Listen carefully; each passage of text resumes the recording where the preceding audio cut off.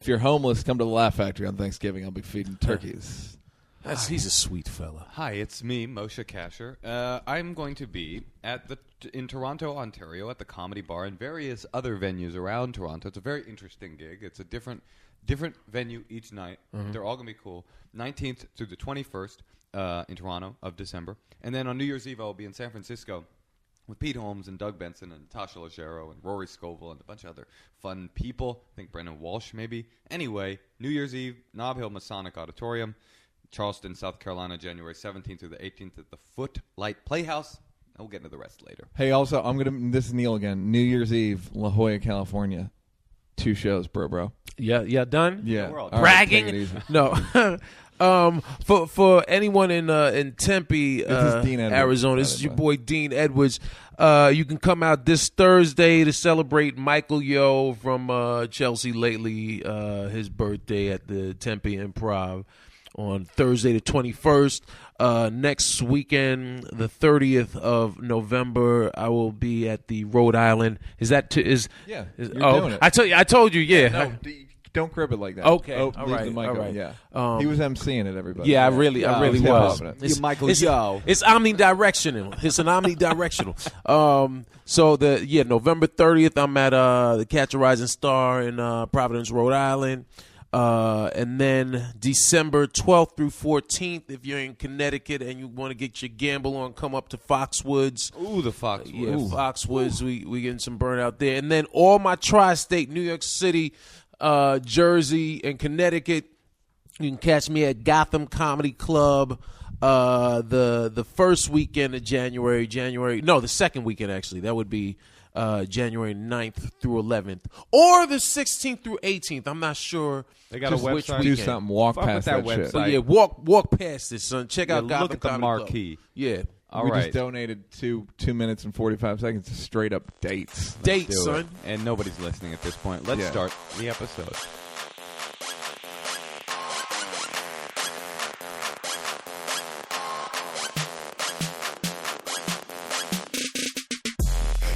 Now you're fucking with the champs.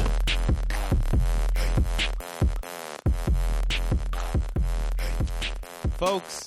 Yeah. Listen, folks. Yeah. We're here. We're in Hollywood, California. It is the Champs Podcast. Once again, we're back with startling regularity. It must be freaking out our listeners at this point to have had 3 episodes in 3 weeks. I don't know what to do. I'm freaking out too. Neal, how do you feel about it hasn't been 3 weeks. One was a 2-week break. At least, look, to but us, we have. That's consistent for y'all? Yeah, That's beyond. It's beyond. Okay. Like we don't. Okay. We did one month. Bad. It was We're real bad bad, man. Now, what are you gonna I do? want to make an observation about something. Please. Dean You're an just observational promoted our comedian. guest. Promoted a date that he's doing, a birthday show for a different comedian. For a different comedian, not for himself. He's promoting I gotta other say, people's the dates. idea of people now doing birthday shows is queer to me. No, I don't think you're queer. No, I think people I know having birthday I know shows. exactly what you mean, and I co-sign that. But I don't even know what it means. What? Well, it's. I remember back, and you remember back in the early night, like right with the sort of boom of especially urban comics and Def Comedy Jam.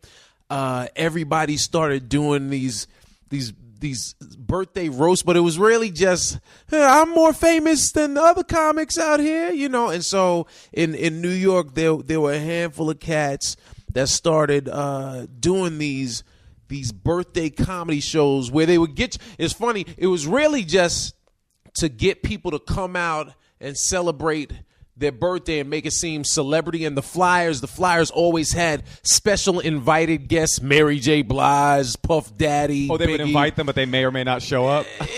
But you know what? Did they really invite them, or did they just put whoever was the hot R&B or rapper on the flyer, and then comics would come through, because comics are jackals. You know, comics want to go wherever women are. So they come out to these shows, and then everybody wants the victory lap, right? Everybody, if you see a place is filled with women, you're like, yo, let me get 5 minutes. So comics would basically get free shows out of other comics, because they would come and celebrate their birthday. It was a mind but screw. it was a birthday show. It was supposed to be a birthday show. Yeah. But you're positing that people want women, not stage time. I mean, I think people are just jackals for stage time. It could be all dudes, and then people would show up. Yeah, nah. The dude show? Nah, dudes, No, I'm dudes. with both of you. Oh, you Yeah. believe it? We disagree. I'm with and he both of agrees you. with us both. Okay, what do you say? Was there a lot of? I haven't seen very many black roasts. It doesn't seem to have No, they taken weren't. off in a way that the white roast no. has. That sounds like a way to Yeah. catch a punch in the face, actually. A black roast. You know what? Because I remember going to I remember Talent and like Gerald Kelly, and it wasn't so much a roast as if you got on the mic, then you just start snapping on Yeah. them, and then you'd end by, "Hey man, but I love you. Happy birthday." You know what I mean? Yeah, because black people invented the dozens, right? I mean, that's Well, that's what's funny is again Right. white you people invented taking it. talking shit. You. Yeah, me You, in sir, particular. You invented know, I talking had a shit. flux capacitor, and I White went back people in had time. never. I'm gonna take your black card back for knowing what a flux capacitor Hey man, is. I'm hipster now. I'm not White a nerd, people I'm had hipster. never insulted each other until they heard black people. That's do it. right. They were always like, "Hello, sir. How are you, sir? How do you do? Right. Nothing but the utmost. They just pillaged. Very politely. just pillaged politely. Hello, we're going to be coming into your village. Hello, taking it you, over. you seem like a nice fellow. however- we're taking your house. I am Right. burning down your thatch hut, and taking your wife. Did I Exactly. tell you that thing that again? I've been talking about rock a lot on the show. That Who? Rock, Chris Rock? Yeah, No, crack rock. Neal, that's why he's so skinny. The mayor. Rock and Nelson George, who is a journalist and You mean documentary. Nelson George, who talks out of the side of his mouth, and you can't see this over the radio, or the podcast. But if you could, you say Dean is amazing at imitating Nelson If George. I have time, I'm going to roll in some tape of Nelson. Well, I'm trying to. I mean, the book is a mystery, kind of inspired by James Ellroy, in the sense that James Ellroy's novels use real events and real historical facts, and then build this kind of fictional structure underneath them. You mean Documentary. Nelson George, who talks out of the side of his mouth, and you can't see this over the radio, or the podcast. But if you could, you say Dean is amazing at imitating. Nelson and Chris were talking about how during segregation, like before, during Jim Crow, white people would just go to black people's houses in the South and take shit. yeah. No, really? Yes. Like, they would just take would go literally. shopping? Yeah, They yeah. would take shit out of their house, and black people just had to sit And what- there 'cause what are you and gonna not do Right. shit. What can during Jim Crow? What can you say? Hey, you said something. Hey, I'm just. Hey, I mean, actually. And I hope this is public knowledge. Rock told me that the Rock family moved from South Carolina. They owned a construction company in South Carolina, and they moved to New York because white people broke into their house, started taking shit. One white guy straggled behind, and they murdered the motherfucker. they murdered the white man. Yes. And That's then what were you like- don't want to be, is the last white guy. Yeah. I'll catch Yeah. up with you guys. Yeah, No. to be surrounded by a bunch of Rock ancestors. Like, Right. look at We're this moving to New motherfucker. York next week, so you're dead. Yeah, Give no, us a they feedback. they moved because they murdered him. Whoa, That's no. crazy. Yeah. Wow. Speaking of New York, this isn't quite as interesting a story, but I was in speaking of cliche New York things, I was in New York this weekend, and I was in an argument with a girl who had moved there 2 years ago, and she was telling me how New York is the greatest city. In the Of world. course, it I is. love people. Of Right, course right. we knew Oh, people oh, always tell you. It's got a wonderful. Where's possibility she of live? winning Williamsburg. She definitely does. Of course. And we were going back and forth, and she's probably going to be listening to this. I love her to death. Right. But I was like, look, I just think LA's better in some things. New York's better in some It things. really is. And she says, no. And I go, what about the weather? No, I love the seasons. Okay, fine. What about the Sweaters. beaches? Right. I said, the beaches. She said, no, we have beaches. I was Oh, like, New York City beaches are so Far Rockaway and awful. Coney Island is Right. as nice as Malibu to you? Right. She couldn't admit that Malibu's a nicer But you know beach. that's because she's decided that what I live in New York and She's the new it's person. gonna- She's the right. person who just joined the fraternity. Right, Oh, right. yeah. So It's so like, she's bro, riding or dying Right, for, who just for, got for NYC. sober, who just found Christ. They're all the Right, same. They it's just the like, same Yes. story, dude. I can't because I've been in Brooklyn now almost. I moved to Brooklyn in '95, And That was Here's back the thing before that it was people cool, I believe. definitely, I mean that's before white people started coming. Yeah. You know, You're welcome. I always blame. You know when white people started moving to Brooklyn after Miranda on Sex and the City. Once she she moved to Brooklyn at first, because first they gave her crap, but then they went and they were like, oh, it's not that bad. And I remember watching that with my wife. I said, oh, this ain't gonna be good. Well, I don't know. If you know Here this. comes the neighborhood, you know, because I've lived in pretty like every part of downtown to Central, bro. I was in Bed-Stuy. I was Here's in the thing about Stuy for a Brooklyn. while. No one would like to say a real shithole. Just as Brooklyn's Queens is. awesome. Here's the other thing. Manhattan, real shithole. Oh, New York's New a York. real shithole. Here's the thing, people, and I'm a native New Yorker, Yeah, man. I yeah. love NYC, but as you get older, you realize that it's not like. Here's something simple. We just got the parking meters that you can pay with your credit card, and I remember coming out here probably like 7-8 years ago and saying, yo, this is awesome. But being a New Yorker, when I got back home, I didn't want to, I didn't want to ruffle the feathers. I didn't want to say anything. But I was like, why don't we have that? Why do we why are our machines only accepting quarters? At least take dimes and nickels. You know what I mean? Because the ones in LA take dimes, and it's like, you know what? Take everything. We'll take whatever. It's currency. We'll take it. New York is like, yeah, whatever. You got quarters. That's it. Yeah. You're getting a ticket. Or you're getting a ticket. Where did you grow up? I grew up in the Bronx and Mount Vernon. Actually, all over New York State. In all over New York State. My pops worked for New York State Department of Corrections. God bless him. He passed a couple of years ago, but he worked in. My father's 6'11" and a half. For real? But he wasn't 7 feet. That was his thing. I kid you not. My father, people say, wow, you're tall. He's like, I'm 6. I'm not. I ain't 7 feet. I was like, Dad, with the fro, you're 7 feet. Did he right? play? Everything could have been different. Never went to Syracuse when Boeheim played. Never played he's from the Bronx. His parents are Jamaican, so he grew up in the Bronx. Went to Syracuse when Boeheim played. They used to always want him to play. But his thing was, look, man, I grew up in Catholic school I'm half an inch in the too Bronx. And well, they were like, I guess the sisters were so mean that he said when school was over, he didn't want to be anywhere near that school. And so that just my dad was a bookworm. He was a history buff, like a nerd, you know what I mean? And so when we were growing up, I was born in the Bronx, and then we moved to Mount Vernon, and I was up until I was in middle school. And did your dad work in prison? Yeah, man, he worked. It started Bronx County, and then wound up Bedford Hills, Women's Correctional up near Beacon, and then we finally moved way upstate. I went to 3 high schools. My last high school was up in a place called Batavia, New York, which is right midway between Rochester and Buffalo, because he got transferred to Attica. Oh, so I used to, dude. It was. Let me tell you something.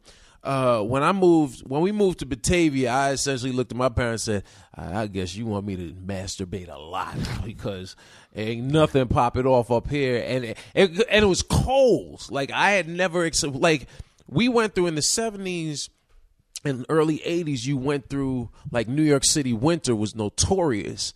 But man, when we moved up here, because they have the Great Lakes, and so they had that lake effect snow. We had an ice storm. I didn't even know there was such a thing. That was a movie to me, and that's when those were my sort of formative years of really starting to build like what became jokes. Because I was writing. I just met Eddie Murphy finally for the first time at Arsenio last night. How Did you was do it? Arsenio last night? I didn't do it, but I was hanging out last week. They asked me to do some voiceover stuff for them, do like a couple of different impressions for a bit that they did, and so I went up and I was and Ali Leroy, who's one of the new producers up there. Okay, and Hugh Moore, another good friend. He's a comic and writes there. We were all talking, and Claudia Kagan, I think she books the talent, and so we were talking, and then she said, "Are you coming back next week?" I said, "For what?" She was like, "Well, Eddie's coming." And I was like, I don't know, because Eddie's like Yoda to all of us, you know, and so then Ali was like, oh man, you gotta come. And Hugh was like, yo, yeah, man, you should come. You should. Wait, all the Champs listeners, press pause, go back to their episodes. These are spot on impressions. Yeah, that wasn't very good. You really got the spirit of Hugh for sure. Yeah. And so I was like, all right, I'm gonna go. And then I found out, because I did their podcast. Owen and Ali have a podcast, right? Oh, great. All right. So I went to do their podcast yesterday, and it turns out Ali was stomping to make sure I got a picture with Eddie.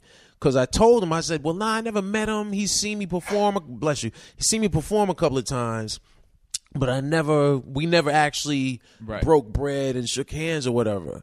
And so then Owen hollered at Ali yesterday during the day. He was like, yo, you don't realize, like, Dean really, I mean, he did SNL, and he worked on Shrek the Musical playing Donkey. And oh, did he really? Yeah. And, on Broadway? Right before Broadway, Glickman and I got fired. Oh, yeah. Glickman did. I didn't. Yeah, no, they. I didn't know that until working on the show. That most Broadway shows you'll workshop. We workshopped that for like 2 years, and then right before Broadway, we had put it on his legs, and we had Katzenberg and Kate, Sam Mendes and his wife Kate Winslet. They all came. They dug it. We're feeling good, and then you get that call. Yeah, so I was like, but for me, I didn't. Donkey now. Well, it's off. A cat that was a Broadway. Some dude. Yes, like for me, I didn't trip on it because. How did you play Donkey, by the way? Are you in a suit? By the time it made it to Broadway, yeah, it was suit. Like me, when the furthest we got, we had hoofs. But I was walking upright. Right. Isn't the show business hilarious? How you could be heartbroken of not playing a donkey? Yeah, man. Right, Damn right. I wanted to be a jackass. When they came and took my hoofs away. Right, First they came for the horses, and I said nothing because I was not a horse. But the first time I went for the audition, I thought it was for a voiceover. So I was totally unprepared. It was summer 06, I think. And it was one of those audition spaces in New York that I wasn't used to going to for TV or film. And I hear people singing, but I'm not really paying attention because you'll get the call or the email, but you don't read it thoroughly. Yeah. So I saw the sides, I read the sides, I had those down, and then I'm hearing people sing. So I open my phone up, and it says Shrek the Musical. I'm like, damn. So I actually stood up to leave because I was like, I don't have a song ready. So I'm walking out. Can you sing? I can. Oh, I can. Can you really? Yeah, I can. I can sing, and B, I'm a mimic, so I can. Right. I can make like I can sing. But can you actually? But I actually can hold the note. So as I'm walking out, casting comes out. Dean, hey, you're next. I was like, damn. So I'm sitting there, and all I can think is I remember Lorne Michaels said to me years ago.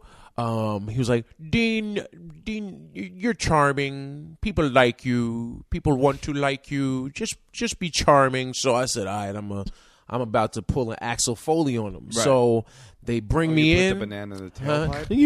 The man in the tailpipe. You did not make no banana in the tailpipe. So I go in and I said, you know what, I'll just fess up. So I walk in and Janine Tesori, who wrote the songs, and Jason, who is the director, all these people in there, and I was like, I don't have a song, I don't have a song. They were like, do you know the material? I was like, oh, I can be Donkey. I got Donkey, but I don't got a song. They said, well, don't worry about it. Let's do the scene. So we did the scene where it was like, parfaits are delicious, that whole scene. And I'm killing it, laughing. And then afterwards, they're like, all right, well, what do you normally sing when you audition? I was like, I normally audition for TV and film. They were like, all right, well, here, sing anything. We want to hear your tone. I was like, anything? They said, yeah. I said, happy birthday?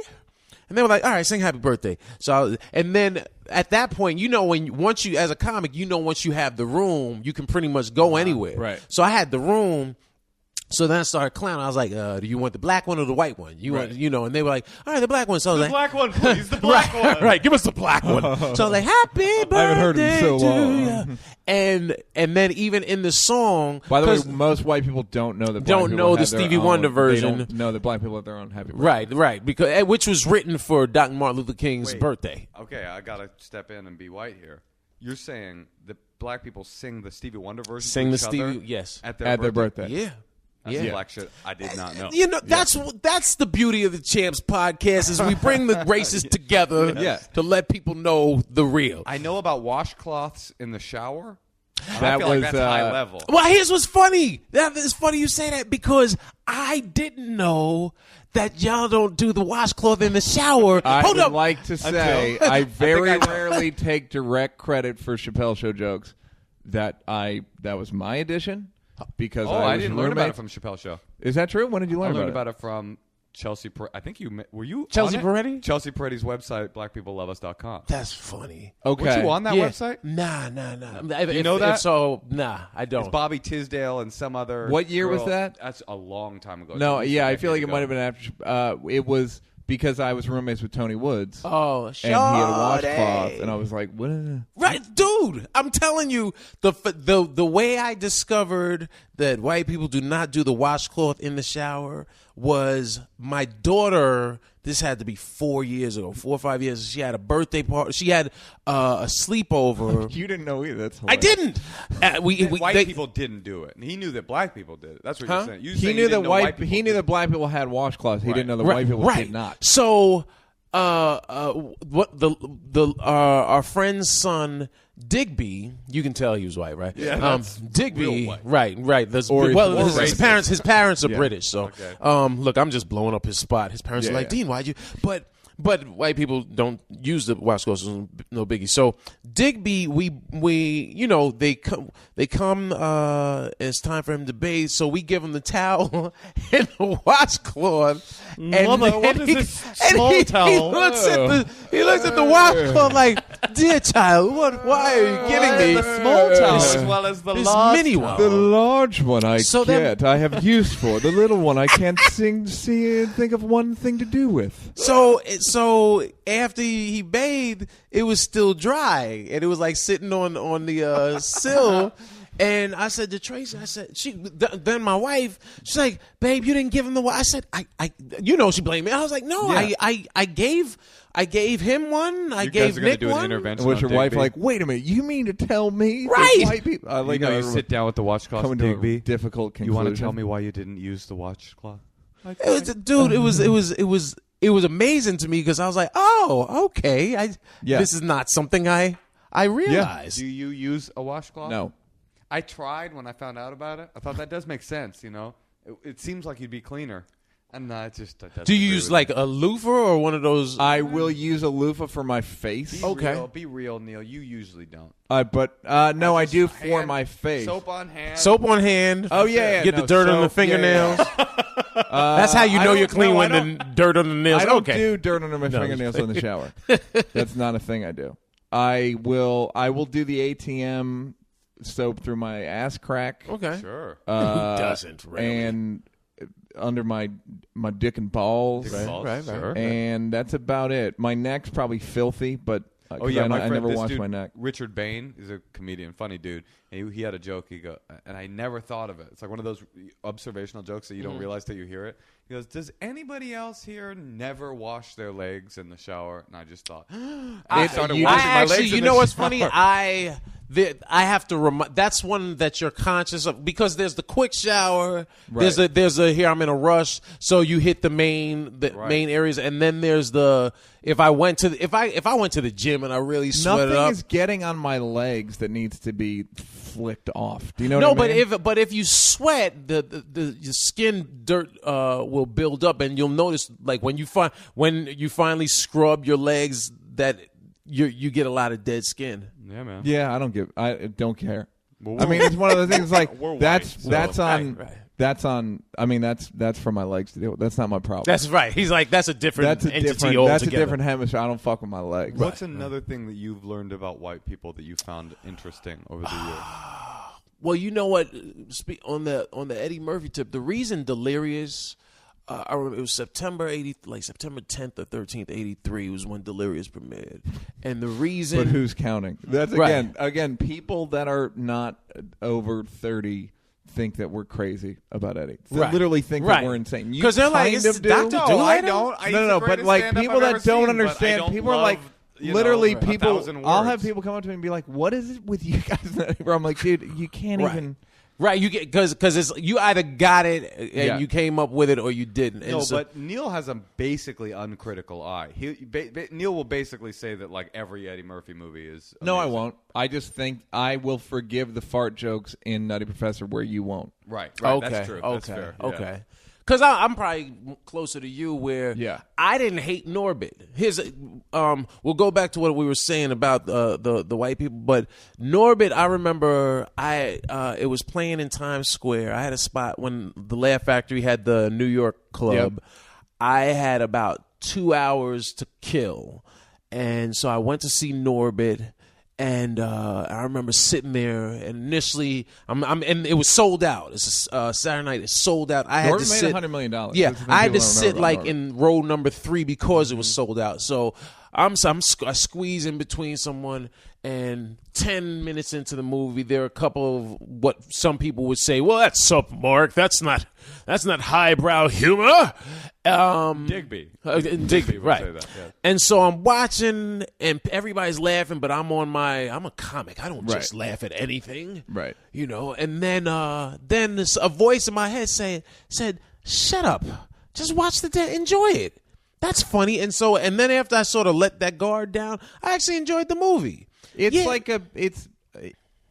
I could have directed it. Norbit. Oh, Like, literally? Who Yeah. wound up directing that? Brian Robbins Right, from okay, Head of Robin. the Class. Right, You got offered right. to Everybody, direct it? let's not forget his chin. I don't know if I got offered. I mean, I would have been on the short list to direct. Right. And but I was like, I'm not. I didn't want to get into those kinds of movies. Those Okay. like big, broad family movies. Right. Why not? Because Just it's just not my thing. Okay. I mean, I ended up doing a movie that sunk me anyway. But there's shit in it that's really. It's fucking Eddie Murphy is an unbelievable performer. That's the How you thing. doing? There were things about. I remember Maceo in New York. He was like, how many times can she say how you doing? And I was like, and there's nothing you worse start than laughing. there's nothing worse than being the one comic that rolls with it because everyone else then looks at you like it's an attack on You know what's your sense of how humor. appealing I find Eddie?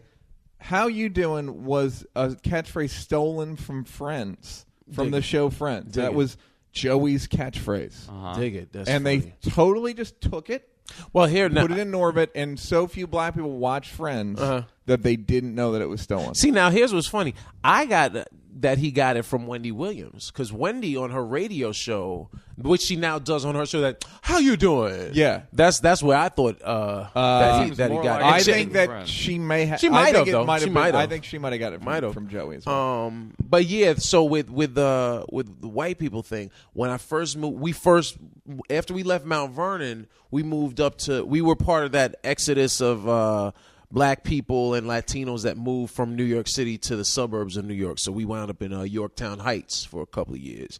And What drove the exodus? Was it like a it was just program or something? I don't know what it Or was, just one honestly. thing? It was just in the early 80s. Everybody was you saw more and more black families moving to the burbs, and Right. so we were one of 2 black families on our block on Overlook Avenue in Yorktown Heights. Got it. And I remember our neighbor Brian D and Robert D. And Robert came over and introduced himself when we moved in, and he became one of my close friends just because he was my neighbor. And his father was a cop, and this dude cursed his family out. That's a classic. All the time. And so when right after we moved up, Delirious came out, and Eddie was talking about being a fresh air fun kid, where he'd come out during the summers and come and live up in where he wound up going. He went up to Rochester, which one of the places that we lived was across the street from the family that used to take him in. Oh, got it. Which was just a weird tidbit. But Robert D. I mean, because in my mind, I'm like, even if Italian or Irish? Both. They were Hilarious. Italian and Irish. Double I. Yeah, because the mother was Italian and the father was Irish. No. Well, that's what all right. The father. I was going to say who's the yeller. Okay. He was either going to be. Oh, 'cause you're the either Italian yelling 'cause wouldn't he, curse his an mama? Italian wouldn't. Right. Italian would have like. Wait, Robert, the father would curse the family out? No, the kid. Robert, the kids. Oh, got it. That's a classic. Dude. That is a classic white realization. To this day, I because I don't really curse anyway, but I hardly like me saying I'm pissed off around my mother. Still, Yeah, I don't like probably cursing around my mom. isn't going to happen. I remember I had because I went to like a mostly black middle school. And I remember I had a lot of emotional problems when I was in middle school, and we were out in the quad, and my mom was screaming at me about some behavioral thing, and I was just like, "Fuck you, mom!" Oh, and then I turned my head, and it was empty because it was like between okay. classes. I turned, and there was one black girl making like deep, like slow motion eye contact with me, and she just went, "These white motherfuckers are crazy." And Did I she just say remember that? feeling so ashamed. Like somehow it penetrated me all the way through my cultural bias into the reality of what she was saying. And I was just like, oh, I knew she was right. You know what I mean? I was like, we are awful. Did you sign it and yell it? No, she could like, by the time you're going, fuck you, your His mom was deaf. My mom's deaf. Yeah, Oh. truly. But it was but that's even crazier. Yeah. You said Yeah. it so you're cursing your mom out knowing she can't hear you, but she can read your can feel lips the vibration. clearly. But I seriously, I feel just it. turned and just like locked eye contact with this lone girl, just like shaking her head in pure disgust. Now, at me. did she know that your mother was deaf? I don't. Did think that so. add to it? Maybe- No, I'm just probably. I was wondering- probably signing to her. Yeah, I mean, yeah, right. How? Because how you know much- what I mean? Because that just, to me, if that just adds to it, because that adds to the white brothers are crazy, because it like not only is he cursing in front of his mother, he's cursing it's to make sure that she understands it. He enunciated every letter, every syllable. Oh, mom. Yeah. Yeah, white people. people You know, swear at their I don't parents. find no one in my family cursed out. My teenage girls will in white girl. Like if it's not. You never seen those YouTube videos though of like little Oh kids, no like, no no! fuck you, But Mom, fuck especially you, like Mom." in my the only people that like really got mad. No one ever said "fuck you, mom" or "fuck you, dad." Yeah. It'd just be like this place. My sister would like run Robert away, D. shit did. like that. Robert D. That dude, he used. I mean, it was so operatic that to this day my wife knows his name because I told her all that. I was like, it was just amazing. I met a white person one time. Yeah, like Yeah, I it was mean, 15 he years really- later, you met your wife, and you're dude. He just like, wife, can I tell you something? There And was a kid- he was the younger son, like the oldest son, Brian, who's off age with my my older brother. They were both 3 years older than us, and Brian didn't really curse. He was a little more respectful to his parents. I but think it might be a generational thing. I think it might be my generation, like around the ADD. You know, like let's talk it out. Latchkey kind of generation. kid. okay. My mom was literally in the middle. Like Okay. when we were young, she would fucking hit us with a belt. And Well, then at a yeah. certain point, but I'm saying at a certain point, she went to therapy, and the therapist said that's not appropriate, and she started giving us timeouts. Like I was like Oh. literally in the middle of both of those realities. You're in the middle of two hacky Right. premises. That's right. And then she co-signed my loan. And then, so Dean, you're married? Yeah. Oh wait, yeah. you didn't. So you met Eddie yesterday, and he was Yeah, man. So we Ali like made sure Ali went. He asked because Eddie Murphy doesn't really do pictures. He doesn't take pictures, and so Ali in advance. He emailed Eddie's assistant, and then he at the show. She really wasn't making any leeway about it. So then he. While they were on set doing the show, he's taking pictures of Arsenio and Eddie, and then he leans over to Arsenio. He's like, yeah, man, I got Dean Edwards from Saturday Night Live. He's a big fan of Eddie's. You think he could get a picture with Eddie? So Arsenio told him, play it by ear. It shouldn't be a problem, but just have him ready as soon as the show ends, because once Eddie walks, his people are going to pull him every which way and then get him out of there. So they went and got me from under the bleachers. I'm standing over. You were hiding. Yeah. Right. Looking in but the mirror then going, what? Hello, Mr. Murphy. Hello, Right. Mr. Murphy. Right, Hello, practicing Mr. Miss Murphy. Murphy. Hi, Mr. Murphy. Hi, Ed. No, I was a big fan. shouldn't go. I played Hey, Eddie. Hey, mother. Should I do it in the voice? Hey, Ed. It's like we both know. Hi. So, how you doing? So I think what also made it easier was I knew a bunch of cats in Eddie's family. I know Ray Jr. Yeah. and Vernon, and Yeah. so once Ali saw that, he said, "Oh, it shouldn't be a problem. It should Yeah. be real easy." So I went and waited over, and then when the show ended, and God bless Ali because he really he wanted to be as Yeah. respectful as possible. So he's like, "Hey, Eddie, this is Dean Evers from Saturday Night Live." He was like, and Eddie almost that's great looked about Eddie. offended. He was like, Yeah. "Yeah, hey man, what's up?" And Yeah, I was like, I know fucking Dean. Right. Yeah. He was like, "Hey man, how you?" I was like, "I'm cool, man." So I said, "Hey man, I just wanted to." We never actually shook hands, and so we did. And he was like, Can we take a picture?" He was like, "Yeah, of course." And I think Eddie was also feeling good. It was the episode of Arsenio airs tonight, but this will obviously the podcast comes out by the time this hits. go on YouTube because it was great. you know what, it was dope because it was just dope seeing Eddie and Arsenio Totally. just flow, and they were just in the rhythm and there was a dance, and they were just having fun. And anyone that grew up watching those old episodes of Arsenio, it's a nice nostalgic moment. That's cool. Realized. So he was in a good mood because it was good TV. And he smiled. That's Mello was there. And Yeah. Sarah, afterwards, she was like, Eddie doesn't take pictures with anyone, and he smiled in the pictures. So I was like, all right. And then as he was leaving, he was like, "Damn man, you taller than I thought." And I was like, "Nah man, it's the afro." He's like, and in my mind, I was like, "I got Eddie Murphy to laugh. I'm good." You're doing cartwheels. Yeah. I was like, he laughed, I'm good. And then the rest was cake. And That's cool. Yeah, man, it was. How was the picture? Out of focus? I know, right? Nah.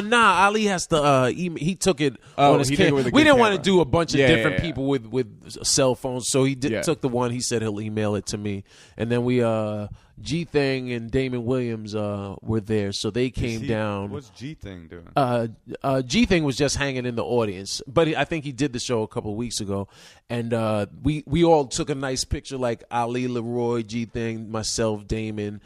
And we took a picture with Arsenio, and that was kind of cool. Yeah, it was nice. You did stand up on the show, right?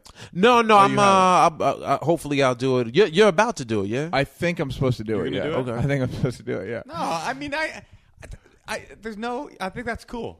I'm into it. Like It's Arsenio. Yeah. I'm fucking mad that he hasn't come on this show. Oh yeah, totally. Like I'm straight up Right. because I've emailed. We follow cool. each other on Right. Twitter. Like we're Right. cool, and he's like, "Oh man," and it's like, dude, Chris has done it. Right. Chris Rock's done it. Blake Griffin's done it. Like big people have done it. Right. It's not like some Right. bullshit. It's And not- also, you're gonna need guests at some point. Like Right. as a guy that's karmically, don't you want to just do somebody a solid? Right.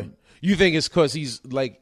No, Well, I I've been don't even asking know. him since we started for 2 years. Oh, so it okay. wasn't even like I could make a guess what it is. It's probably like some context shit. It sounds like you want to come do my podcast, and he's like so old school that he's just like, no, I don't do a thing. I don't do a thing like that. But people know by now, just off of like Marin's joint. Like, Yeah. I think the general populace knows now that, but black people have been slow to it. Okay, that's true. Yeah. Because I just started. We just started. I'm only 6 episodes in. We have a podcast. Oh, you have one? Yeah.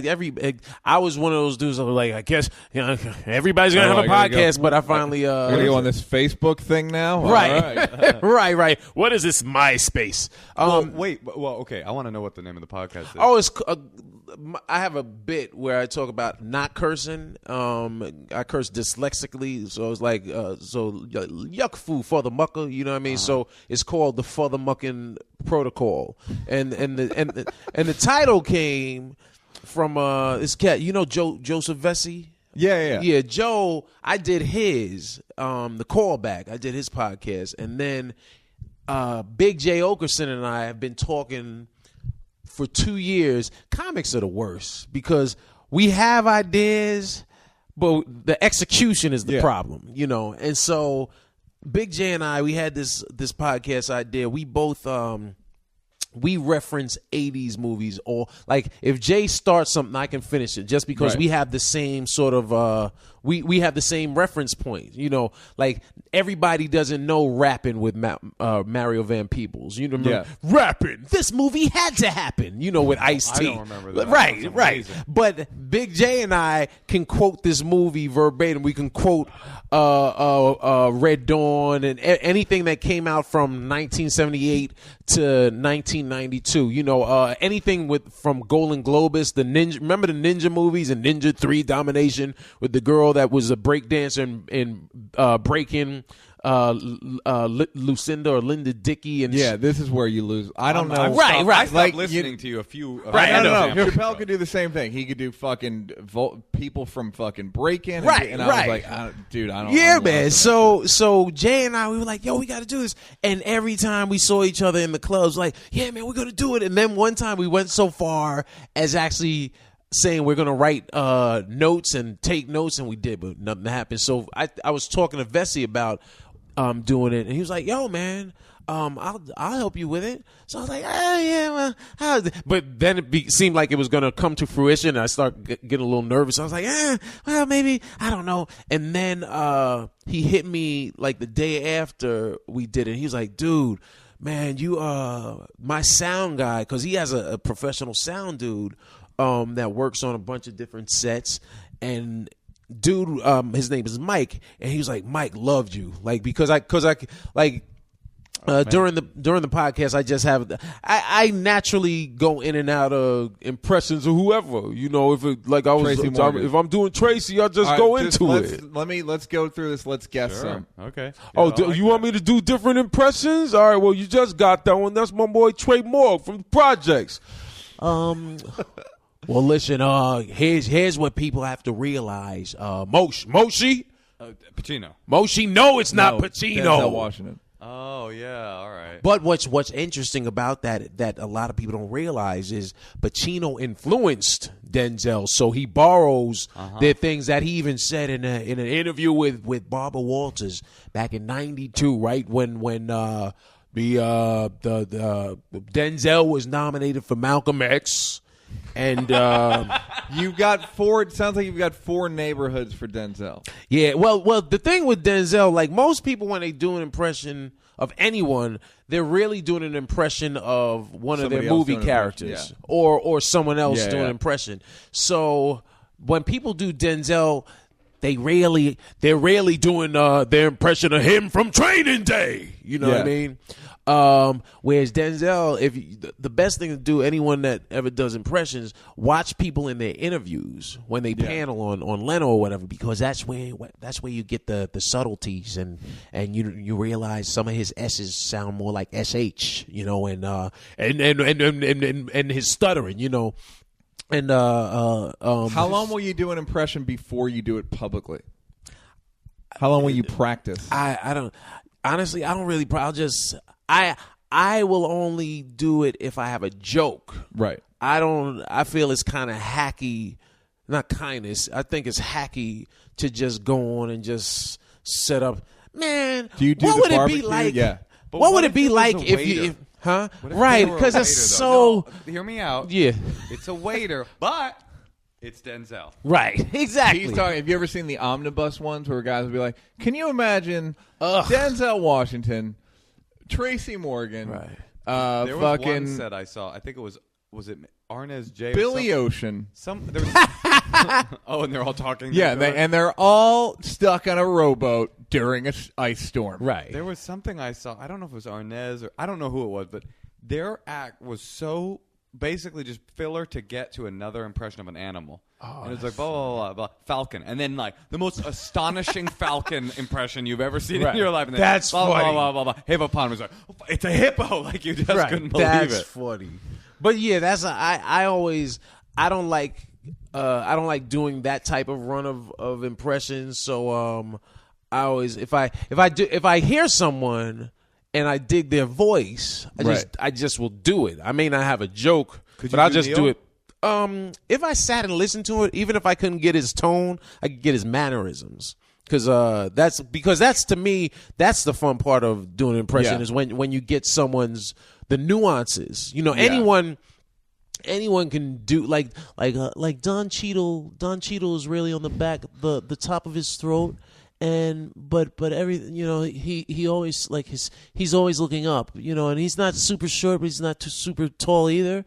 So everything is, and he doesn't smile. And oftentimes, like when I was on SNL, a lot of the impressions would just come out of desperation to make sure I got on, because they would just throw something at you. So, they wrote a sketch. Maya Rudolph and Anna Gasteyer used to do this Destiny's Child spoof called Gemini's Twin. Yep. And one morning came in. It was a table read day, and Maya's like, "Hey, Dean, can you do that guy Sway from MTV?" I was like, "Yeah, I remember him." She's like, "Can you do him?" And so then mentally, I'm like sort of going through. I'm like, he's kind of. I think he's somewhere right here, right? But he's like real. But it was just like always like a. He's also a bad broadcaster. That's the thing I've always noticed about Sway. He's bad at talking. He's one of those guys that's like, he must have been the dopest intern of all time. He came from the Bay, he had a radio show for a long time. By the way, I was in a cab and the guy in Portland, and the guy was talking. I go, Sway and Tech. Yo, man, are you from the Bay? He's like, how'd you know that? But it was just like, I could just fucking tell. Hey, folks, how'd you know? How'd you know that though? You hella eyes. My partners. Wait, all right, do some more. Peace, people. Damn, who else do I do? I did Tracy. Yo, it's your boy Young H.O. in the building. Kanye. No, I know. This kid, I pretty much, where I see it, I ended Ja Rule's career, and 50 Cent. Now keep in mind, I'm an artist, but I'm sensitive about my shit. Liza Minnelli. Chris Tucker. All I can do is come up with Chris white Tucker people. doing a Michael Jackson joke. I can only do Chris Tucker doing one of his 25 minutes of Michael Jackson just, jokes. Digby. That's Digby? Exactly. Is that Digby? No, that was Erica Badu. Oh, that's funny. Yeah. Was it everybody? Yeah. That actually, Could have been funny. Chris Tucker too. But And Michael Jackson. now that you say it, I'm like, yeah, because Chris Tucker. Chris is hot. It's funny because my voice over time, if you don't do something with your voice, it gets weaker. And I used to do I had a Chris Tucker joke because people used to say I favored him and I kind of looked like him. And so I had that standard, and this woman came up to me. She's like, "I love Chris Tucker." I was like, "I don't look nothing like Chris." She's like, "I always said if I met Chris Tucker, I give him a." Well, what are you saying, man? And it was real hack. The Chris Tucker one time did a show in New York at the Beacon Theater, and remember Barry Katz? Yeah, the manager? Of course, buddy. So it's like the middle of the show. And Tucker's up there killing, and Barry's walking down the aisle. Barry's like 6'5", He's a giant. 5, looks like Snuffleupagus. And Chris in the middle of a bit and goes, "What's up, Barry?" And then just me and Chappelle That's the still funniest shit I've ever heard. No, for it's the some fucking reason. best. No, it's the best. Like me and Dave still say to this day, like, "What's up, Barry?" That is so fucking funny. Like dude. the fact that Tucker stopped his show to just say hello to some fucking weird white dude. But it was funny is because he was probably mid joke, mid sentence. It was so fucking funny. in the middle. Like, of the man, so I was hanging out with. I was talking to my friend. "What's up, Barry?" And It's interesting that inside joke is very translatable. Yeah, That is hilarious. yeah, it's just like a funny fucking guy. It's like Yeah. the guy who's in the middle getting his ass beat, and he looks over and says hello to you or something. You know what I mean? Like, Right, that's exactly. like there's something about just like stopping the action just to say hello to some fucking weirdo, That is so Hey man, funny. so give some respect, Barry. How long? All right. So what are the highlights of your life? Of my life? Yeah. That's a good I question. guess I 5 gotta highlights of your life. 5 highlights. Let's go back to this question, which I asked somebody a year and a half ago. I asked Robert Townsend this, and you shit on me. Did you let him finish answering? Yeah. If there's a Dean Edwards movie, Oh, I do remember this being a bad question. That's funny. Who plays Dean Edwards, and what's the character's arc? The character. Oh, that's Terrible wow. question. It's not. That's a great question. That's a written submission question. That's, you know what I mean. In the story of my life, who That's would a I question have at the played? interview. This comes from a listener named Neal. Yeah, no.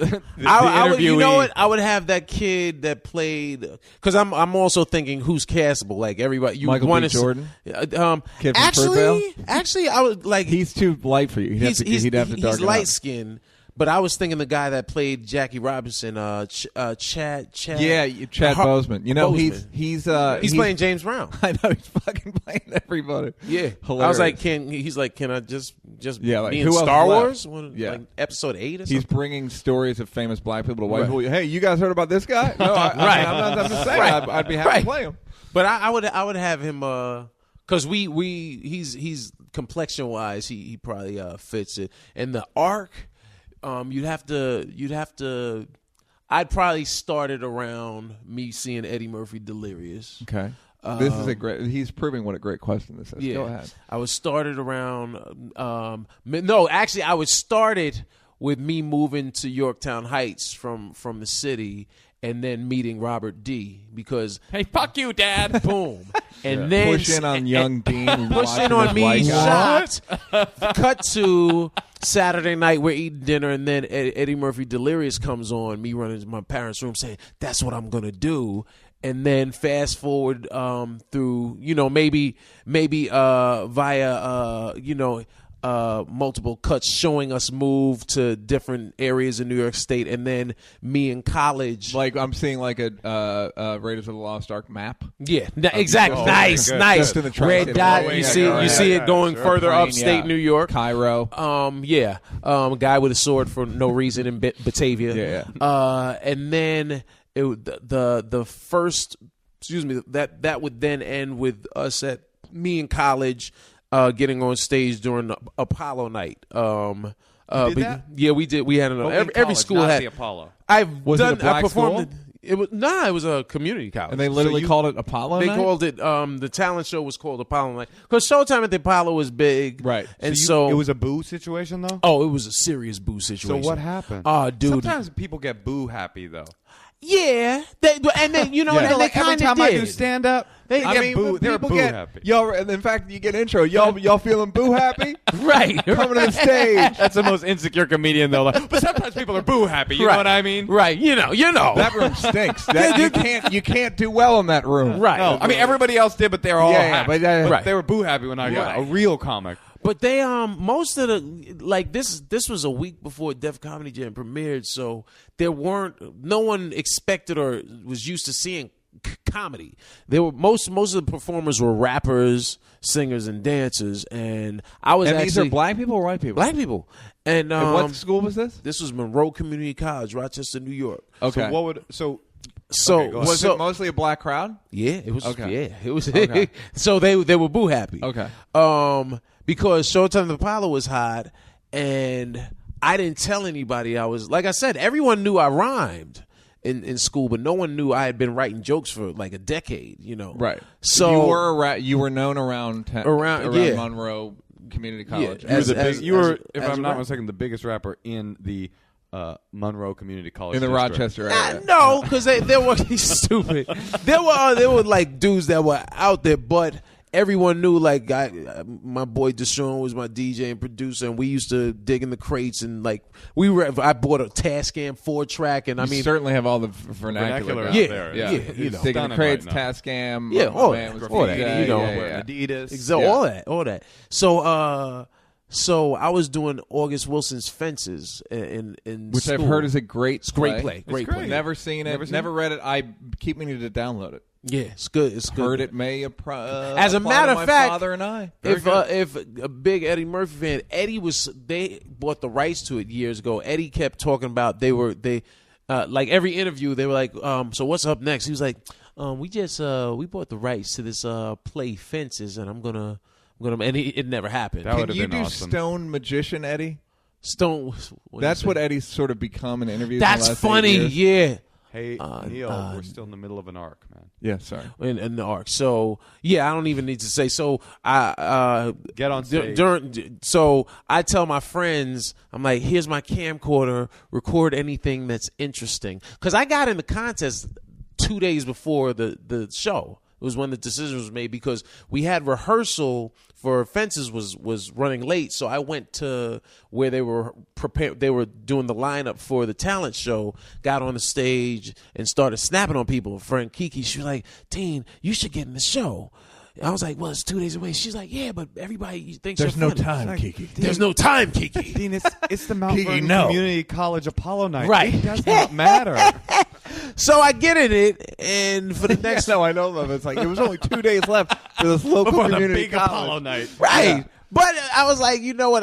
That's a big deal. I think for comics, the hardest thing is getting on stage the first time. Yeah. Yeah, dude, that's And- a big, especially in that Yeah. set of circumstances. So I was like, it was a Hail Mary pass. The night of the show, I tell my friends here, record anything that's interesting. The host is on, and he says, "Yeah, we have a couple more acts. We have a comedian, a guy named Dean Edwards." Hold up. So all of my friends, you can hear them on the tape. They're like, what? "Dean, comedian? The They're like, rapper? Yo, they're gonna boo him." So they bring me out. sure of man. They bring me out, and someone tried, like these two kids from Brooklyn. I remember Ruben and Rob. They didn't like me because Ruben, they were man. trying to holler at these girls. I was trying to holler at.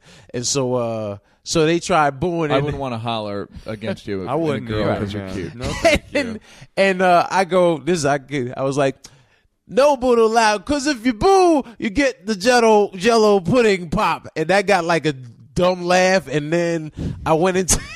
I love impressions. And I Ruben, had even Ruben said, I had a sketch I wish I'd actually gotten to you because you were on SNL, I think, before Chappelle Show started. Yeah. I had a sketch when American Idol first started, and it was going to be called American Cosby Impression. That's And it was funny. just going to be all people doing Cosby impressions. "That's really funny."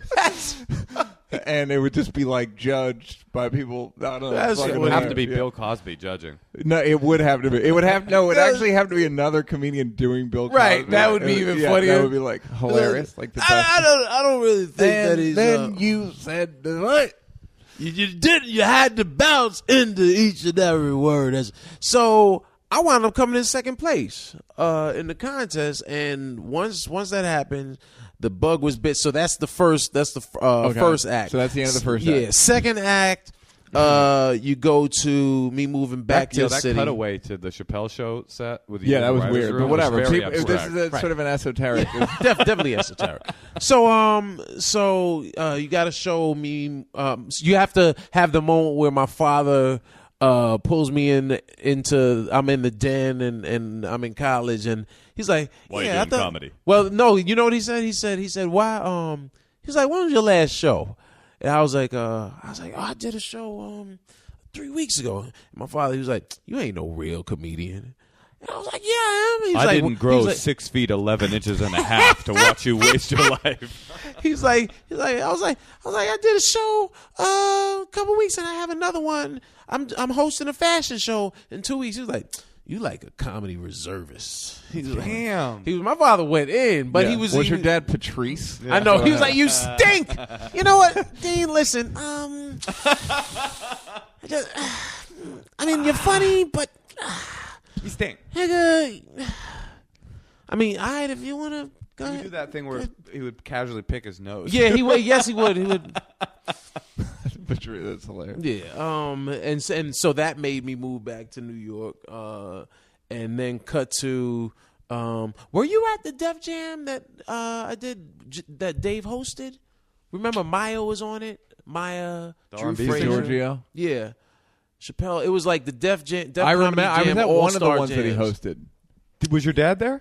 Nah. But he saw it. Yeah, of course. My father was my biggest fan. Yeah, that's cool, My parents man. He were my must have biggest been fan. so happy I for mean, you. my father used to send me texts once cell phones. He used to send texts just saying, "Remember, the force will be with you." Always. Like that was was my a nerd. dad. He was. He was a giant nerd. You Yeah. know, nobody told him. Yeah, that, nobody would mention right. it to him. You know, he got. And he did a good Alec Guinness as well, your father. Yes. Remember, Remember the force will be Somebody in solitary would yell it though. You're just a nerd. You're just a nerd. Nerd. Could you imagine my father fecalizing? He's in the fetal position. He's like, why you gotta call you a nerd? They hear the key turn. I take it You back. gotta I'm go not a nerd. soon, by the way, man. Oh, is it? Damn. Time flies. You gotta go. Oh, wow. Yeah. Speed. Yeah, we let's gotta get Yeah, to so end of so that's the movie. arc. Moved back to New York, first big break, Def Comedy Jam, then sort of a blur, the hungry years of struggling comic, maneuvering through the New York City comedy scene. You got to show me testing for this UPN sketch show that never happened, and me sucking because I really was bad. And then me saying, you know what, I got to get better at this, so I'm going to take classes with Second City. They had a class over the Comedy Cellar, so I took classes with them, and then that prepared me for the Mad TV auditions a year later, and I wound up auditioning for Mad TV, and Owen Smith and Donnell, and you have to have Owen Smith, Donnell Rawlins cats in the room because I had a great audition, and then as I leave the room, I'm walking out, I get a call from my manager. They want to see you tomorrow, so I feel good. And then that same night, I have a showcase. So I have a stand-up showcase. I kill, go in the next day, and kill it at the Mad TV callbacks. And then a week later, I'm shooting a KFC commercial. So at the KFC commercial, my agent calls. He's like, "Good news, better news. Good news, Mad TV."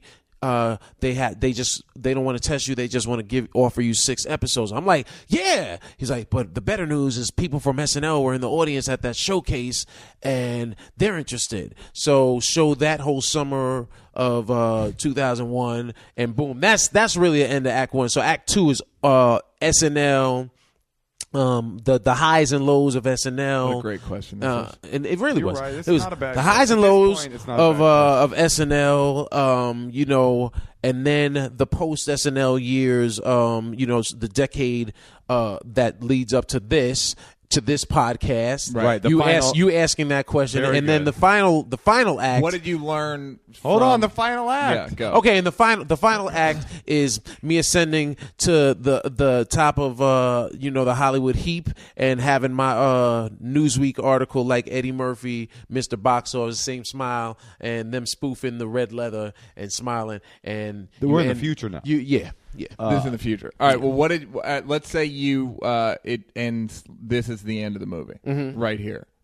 If this is the end of the movie, we end on a dude who has a family and is happy.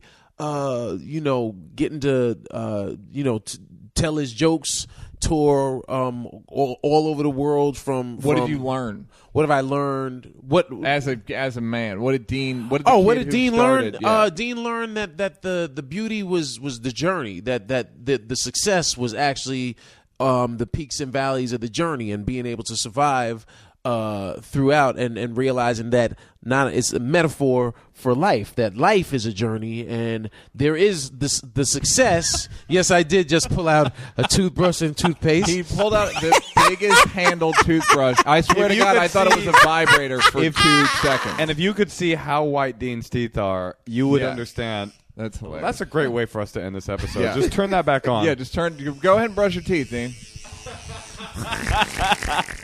Dean had Women are listening, getting excited. I hope you learned something. The life Hilarious is dude, not about white teeth. Life is about the journey. There's a few things. Life's about the journey. Brush your teeth and wash your ass. Dig me. And I would like this movie arc to be the new formula for the last I bet 15 you minutes of would. the show. I bet you. It'll Nice. start Here's off with. what I need It'll everyone start to off do. with were you I exposed need to white people as a people- child and end with an arc of a film. I need people to blow Moshe up on Twitter, explaining him what a great question. Oh yeah, can I plug my? Yeah, I'm at Absolutely. Plug Instagram and away. Twitter at I am Dean Edwards, man. And I appreciate the champs letting me come on. Check out my podcast; it'll be up soon. It's called the Further Mucking Protocol, and subscribe That and sounds like like some it. anti-Semitic. Hey, I'm into it. The Hebrew- Further Mucking Hebrew Protocol, Israelite shit. man. Hey, thanks, Dean. It's Dean Edwards. Thanks, y'all.